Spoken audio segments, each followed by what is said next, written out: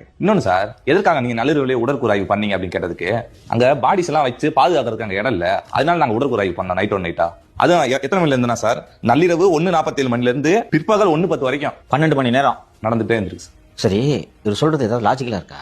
இருக்கிறதுலே tough forensic டாக்டர்ஸை பிடிக்கிறது, ரைட்டா? ஃபாரன்சிக் டாக்டர்ஸை பக்கத்து மாவட்டத்திலேருந்துலாம் நீங்க கொண்டு வந்துட்டீங்க. ஐஸ் பொட்டி கிடைக்காதாப்பா? ஒன்று. இன்னொன்று, மார்ச்சுக்கு போயிருக்கியா? போயிருக்கு சார். எப்படி வச்சிருப்பாங்க பாடியை? பக்கத்துல அப்படியே ஃபுல்லா வச்சிருப்பாங்க, ரைட்டா? மார்ச்சுரியில ஏசி இருக்குமா? இருக்கு சார். இருக்கும். அப்ப மார்ச்சுரின்றது இப்படி ஒரு ஹால், கரெக்டா?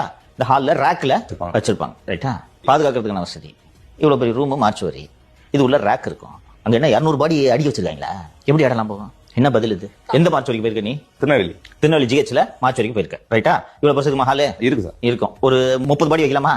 30 பாடி வைக்கலாம். ஒரு மிக பழைய மருத்துவமனையான திருநெல்வேலி மருத்துவக் கல்லூரியிலேயே 30 பாடி வைக்கிறதுக்கு இடம் இருக்குன்னா, புதிதாக கட்டப்பட்ட கரூர் மருத்துவமனையில் எப்படி இடம் இல்லாமல் போகும்? இன்னைக்கு கட்டி கொண்டிருக்கக்கூடிய, கட்டி முடிக்கப்பட்ட மருத்துவக் கல்லூரிகள் எல்லாவற்றிலும் லோடு அதிகமா வரும்ன்றதை எதிர்பார்த்து ஒரு 30 ஆண்டுகளுக்கு தாங்குற மாதிரி பிளான் பண்ணி கட்டுறாங்க. எப்படி 40 பாடி வைக்கிறதுக்கு இடம் இல்லாமல் எப்படி போகும்? பக்கத்துல இருக்க மாவட்டத்துல கொண்டு போய் எரிக்கிறாங்க, அங்க போய் வைக்க வேண்டியதானே? அதுக்கு கூட நான் போல. எரிக்கிறதுக்கு நீங்க பக்கத்து மாவட்டத்துக்கு போறீங்க, கரெக்ட். நாமக்கல் ஜிஹெச் வைக்கலாம், திருச்சி ஜிஹெச் வைக்கலாம். நான் அதுக்குள்ள போகிறோம்ல. எப்படி வசதி இல்லன்னு எப்படி சார் சொல்றீங்க? புது ஹாஸ்பிட்டல் சார் அது. நான் போயிருக்கேன், கரூர்ல கஸ்டடி எடுத்தாங்களா என்ன? பெருசா கட்டிருக்காங்க, பிரமாதமா இருக்கும் ஹாஸ்பிட்டல். எப்படி வசதி இல்லாம போகும்? சிபிஐ இந்த கேள்வியை கேட்பாங்கல்ல சார்? கண்டிப்பா கேட்பாங்க. ஒரு முதல்வர் இதை சட்டப்பேரவையில் சொல்லலாமா? நள்ளிரவில் எதற்காக போஸ்ட்மார்ட்டம் செய்தீர்கள் என்ற கேள்விக்கு சுப்ரீம் கோர்ட்ல வில்சன் என்ன சொன்னாரு? ஏன் நைட் பண்ணீங்கன்னு கேட்டது. உறவினர்கள் எல்லாம் உடலை கொடுங்கள் என்று எங்களை தொல்லை செய்தார்கள், அதனால் நாங்கள் இரவில் உடற்கூறாய்வு செய்தோம் சொன்னாரா? இவர் என்ன சொல்றாரு? கோஆர்டினேஷன் இல்ல, உண்மையை மட்டும் தான் சார் எல்லாரும் ஒரே மாதிரி சொல்ல முடியும். ஒருவேளை பொய்யா இருந்தா எல்லாரும் மாத்தி தானே சொல்லுவாங்க. அப்படிதான் சொல்லி மாட்டிட்டாங்க. ஒரு முதல்வர் உடல்களை வைக்க வசதி இல்லைன்னு எப்படிப்பா சொல்லலாம்? எப்படிப்பா கரூர் ஜிஹெச்ல வசதி எல்லாம் போகும்? அதுவும் நார்த் இந்தியா தான் சரியில்லை, உட்கட்டமைப்பு இல்ல, மருத்துவமனை எல்லாம் சரியில்லை சொல்லுவீங்க. தமிழ்நாட்டுல இப்படி சொல்லலாமாங்க சார்? இன்னும் நான் போய் பார்த்தா தெரிஞ்சு போயிடுமே, எப்படி 30 உடல் வைக்கிறதுக்கு இடம் இல்லாம இருந்துச்சு? அப்போது இவர்கள் சொல்லும் எந்த காரணமும் நள்ளிரவில் உடற்கூறாய்வு செய்ததற்கான காரணம் இல்லை. புரியுதா?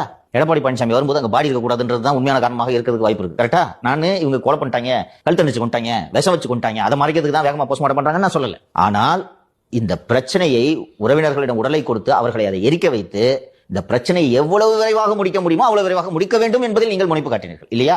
ஆனால் அப்படி நீங்கள் செய்தது சட்டவிரோதமா இல்லையா? இப்ப மீண்டும் இரவில் ஏன் உடற்கூறாய்வு செய்தீர்கள் என்ற கேள்வி எழும்போது உங்களிடம் பதில் இல்லையே. மாற்றி பொய்களை சொல்லிக் கொண்டிருக்கிறீர்கள் அல்லவா? என்னன்னா, அசம்பிளியும் ஒரு சீரியஸா எடுத்துக்கிறதுல எதை எழுதி கொடுத்தாலும் படிக்கிறார்ன்றதுக்கு பல உதாரணங்கள் இருக்கின்றன. இதுவும் ஒரு உதாரணம்.